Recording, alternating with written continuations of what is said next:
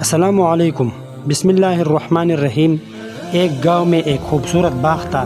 اس باغ میں ایک نیلا پرندہ رہتا تھا جو ہر صبح اللہ کا نام لیتا اور خوشی سے گیت گاتا۔ ایک دن گرمی بہت زیادہ ہو گئی، درخت سوکھ گئی، پانی ختم ہو گیا اور سب پرندے پریشان ہو گئی۔ وہ کہنے لگا، اللہ نے تو ہمیں بلا دیا۔ مگر وہ نیلا پرندہ بولا، نہیں میرے دوستو، اللہ کسی کو نہیں بولتا، ہمیں صبر اور شکر دونوں کرنا چاہیے۔ وہ کنویں کے کنارے گیا، زمین خریدنے لگا۔ اچانک وہاں سے پانی کا چشمہ نکل آیا۔ سب پرندے خوش ہو گئی اور انہوں نے مل کر اللہ کا شکر ادا کیا۔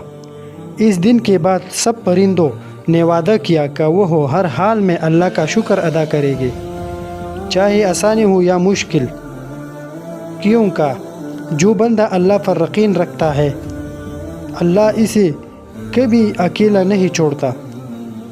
اے مسلم، شکر گزار رہو، صبر کرو اور ہر وقت اللہ کو یاد کرو۔ دیکھنے کے لیے شکریہ۔ Thanks for watching.